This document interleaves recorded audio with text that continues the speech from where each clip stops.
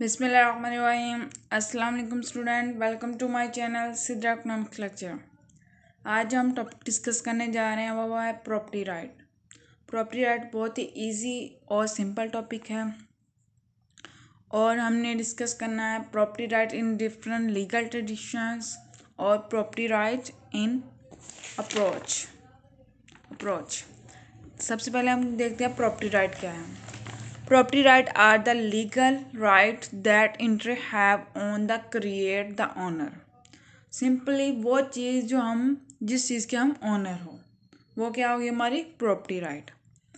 कोई भी legal rights होते हैं हमारे, उसके बारे में कुछ भी हम कर सकते हैं उस प्रॉपर्टी के साथ, वो क्या होती है हमारी legal property right. Property right में हम क्या क्या कर सकते हैं, उनके सम 4 कंपोनेंट होते हैं प्रॉपर्टी राइट के। सबसे पहले हम use the right to use the goods think that its owner, यानी कि वो गुड्स जिसके हम ओनर हैं उसको हम यूज़ कर सकते हैं, इस्तेमाल कर सकते हैं। कोई हमें रोक टोक नहीं करता कि आप क्यों यूज़ कर रहे हैं, आपको फुली आज़ादी होती है, आप किसी भी तरह वो गुड्स को यूज़ कर सकते हैं। इसके बाद आता है earn the right to earn an income from it, यानी कि आपके पास कोई भी गुड्स है उससे आप इनकम अर्न कर सकते हैं। ये फॉर एग्जांपल आपके पास एक कार है, आपको उस कार को एज अ टैक्सी यूज़ करें और इससे इनकम अर्न करें। और फॉर एग्जांपल आपके पास हाउस है, आप उसको किराए पे दे दें और इनकम अर्न करें, रेंट पे दे के इनकम अर्न करें। ये क्या हो गया हमारा प्रॉपर्टी राइट हो गया कि हम प्रॉपर्टी है पे हमारा राइट है और हम क्या उससे कर रहे हैं, इनकम अर्न कर रहे हैं। इसके बाद आते हैं transfer the right to transfer it to another, यानी कि जो हमारे पास गुड्स कोई भी चीज़ है, कोई भी गुड्स है, कोई भी चीज़ है हमारे पास, हम उसको किसी भी दूसरे पर्सन को, किसी भी दूसरी पार्टी को ट्रांसफ़र कर सकते हैं, बेच सकते हैं। फॉर एग्ज़ाम्पल अगर आपको वो प्रॉपर्टी पसंद नहीं है, जो यहाँ कोई मसला वगैरह हो जाए, तो देन आप उसको एक पर्सन से दूसरे पर्सन ट्रांसफ़र कर सकते हैं और उससे ट्रांसफ़र कर सकते हैं, इसमें कोई रोक टोक नहीं होती। और लास्ट है इसका हम property ownership the right to enforce property ownership. उसके साथ इसका लास्ट प्रॉपर्टी और राइट का कंपोनेंट वो है प्रॉपर्टी ओनरशिप। प्रॉपर्टी ओनरशिप ये होता है कि आपने के पास कोई प्रॉपर्टी है, आप इसके फुली आप उसको यूज़ कर सकते हैं, आप उस पर फुली इन्फोर्स होते हैं, आप जो चाहे उस प्रॉपर्टी के साथ कर सकते हैं। देन प्रॉपर्टी राइट सिंपली ये है कि जो भी हमारे पास चीज़ है, जो हमारी अपनी पर्सनल चीज़ है, वो हमारी क्या होगी प्रॉपर्टी राइट होती है।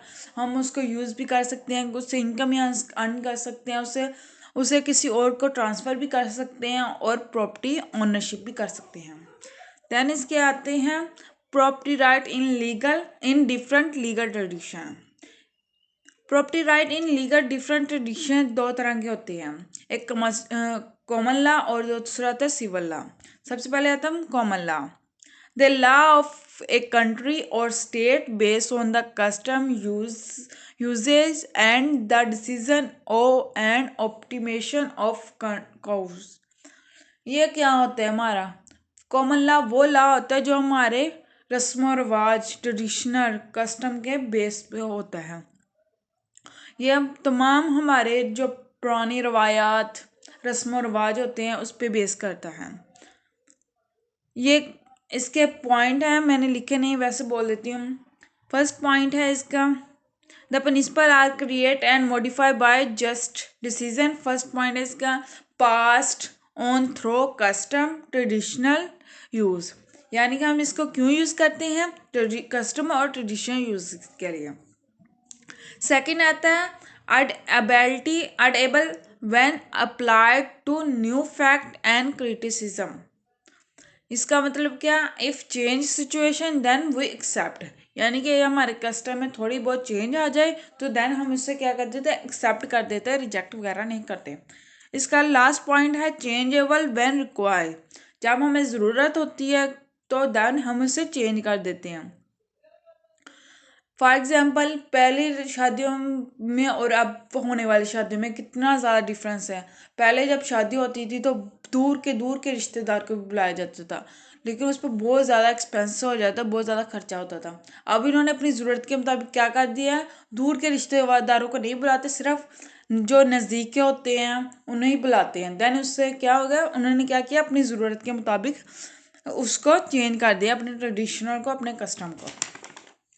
देन इसके बाद आता है सिविल लॉ। सिविल लॉ क्या है?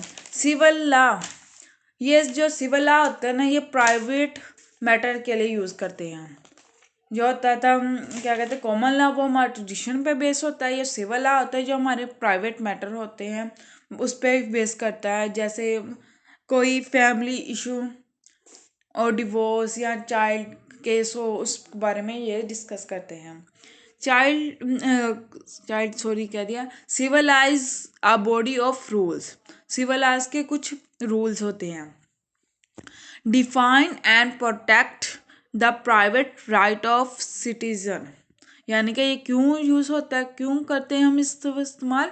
To protect the private right of civilian. यानी कि हम प्राइवेट जो भी होते हैं, यानी अपने घरेलू कह दें किस्म के, घरेलू जो भी प्रॉपर्टी राइट होते हैं उसको प्रोटेक्ट करने के लिए किस सिटीजन के। ठीक है। सेकंड इसका ऑफिशियल लीगल रेडमी that may be stroke in a dispute. यानी इसका क्या मतलब है, if any problem can not solve then use a law. यानी कि अगर कोई प्रॉब्लम आ गई है उसको हम सॉल्व नहीं कर सकते हैं, या ऐसे फैमिली इशू वगैरह हो जाते हैं तो हम इसको सॉल्व नहीं करते, देन वो कोर्ट वगैरह में जाते हैं, उससे क्या करते हैं, हम लॉ के बेस पे उसे सॉल्व करते हैं। इसका क्या मतलब है सेकंड पॉइंट का, जब हमें कोई प्रॉब्लम हो उसे हम खुद से सॉल्व नहीं कर सकते तो देन हम क्या करते हैं, लॉ को यूज करते हैं और उसको प्रॉब्लम को सॉल्व करते हैं। इसका लास्ट पॉइंट है cover area of law such as contract, trust, property and family law. सबसे पहले आता है कॉन्ट्रैक्ट। ये लॉ किस किस के लिए यूज होता है? कॉन्ट्रैक्ट, आप कोई भी ओनरशिप कर रहे हैं, कोई भी कर रहे हैं काम, सबसे पहले हम क्या काम करते हैं, कॉन्ट्रैक्ट बनाते हैं कि हमने इतने मंथ के लिए काम करना है, इतनी हमारी सैलरी होगी। ये सब एक कॉन्ट्रैक्ट में लिखा होता है, ये कॉन्ट्रैक्ट में भी करता है। इसके बाद टॉस।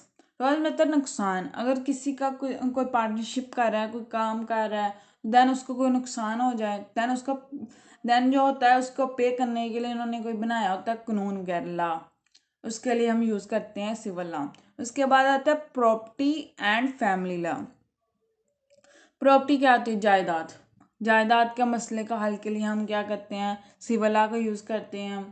और इसके बाद आता है फैमिली लॉ। फैमिली लॉ होता है, आपने सुना होगा, फैमिली कोर्ट होती है एक, जहाँ पे सिर्फ डिवोर्स वगैरह के या चाइल्ड केस वगैरह होते हैं, देन वो क्या होती हैं, हमारी सिविल लॉ होते हैं।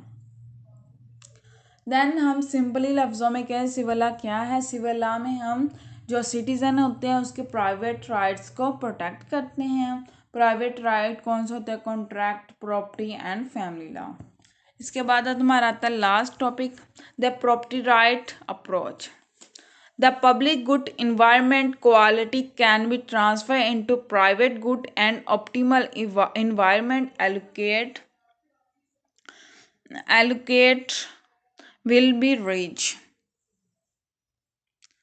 क्या मतलब है इसका, कि हम जो गुड्स होती पब्लिक गुड्स उसको हम प्राइवेट गुड्स में ट्रांसफ़र कर सकते हैं ऑप्टिमल इन्वायरमेंट की वजह से। फॉर एग्जांपल, आपके पास कोई है, एजुकेशन ले लें, आपकी एजुकेशन है, आप उसको यूज़ करते हैं, देन आप उसको प्राइवेटली यूज़ कर सकते हैं। पहले क्या होती है, जो एजुकेशन वो सभी हासिल करते हैं, लेकिन एजुकेशन को यूज़ करके यानी कि उससे यूटिलाइज करके उसको इस्तेमाल में ला के हम प्राइवेटली कोई भी काम कर सकते हैं। तो यह क्या हो गया, हमारी प्रॉपर्टी राइट अप्रोच। इसकी एग्जांपल ये ले सकते हैं, जैसा कि हम अगर मॉडर्न सिटी में रहते हैं देन हमें कोई ना कोई कॉस्ट बेयर करनी पड़ेगी, लेकिन अगर हम सिंपल सोसाइटी में रहते हैं देन हमें ट्रांसफ़र कॉस्ट पे नहीं करनी पड़ेगी। मॉडर्न सिटी में हमें कौन कौन सी कॉस्ट पे करनी पड़ेगी, मतलब फॉर एग्जांपल जैसे हमें वो होती है, उधर होते हैं सिक्योरिटी गार्ड्स वगैरह रखे होते हैं, उसकी भी पेमेंट करनी पड़ती है। उन्होंने कैमरेज वगैरह लगाए होते हैं उनकी पेमेंट करनी पड़ती है। ऐसे बहुत सारे होते हैं जिसकी हमें पेमेंट करनी पड़ती है, लेकिन जो आम सोसाइटी में, आम मोहल्ले वगैरह में रहते हैं उन्हें ऐसी कोई कॉस्ट पे करनी नहीं पड़ती, कॉस्ट बेयर करनी नहीं पड़ती। यानी कि हम जो होते हैं पब्लिक गुड्स, उसका भी हम प्राइवेटली यूज़ कर सकते हैं। पब्लिक गुड्स फॉर एग्जांपल जो होते हैं हमारी, जो सारे घर वगैरह होते हैं, रोड्स वगैरह, ये पब्लिक है ना, जो गवर्नमेंट की तरफ से हैं। लेकिन जब वो कॉलोनीज वगैरह बन जाती हैं तो देन क्या होता है, वो प्राइवेटली हो जाती हैं। उनकी वो उन पे चलने के लिए जो होते हैं ना रोड्स वगैरह, उसकी भी पे करते हैं। उस सिक्योरिटी गार्ड की भी हमें उस अलग से पे करनी पड़ती हैं, कैमरास वगैरह की भी अलग से पे करनी पड़ती है। देन ये आता है property right approach.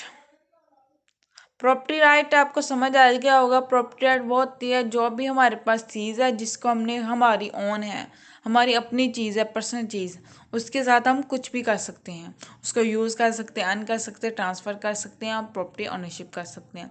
Civil law हमारे कस्टम बेस होते हैं, रस्म रवाज पे होते हैं, रवायात के ऊपर। और जो हमारे सिविल लॉ होते हैं वो हमारी प्राइवेट राइट को प्रोटेक्ट करने के लिए होते हैं, जैसा कि contract, property and family law. I think आपको समझ आ गया होगा। Thank you so much. Please like and share my video and subscribe my channel. Thank you so much.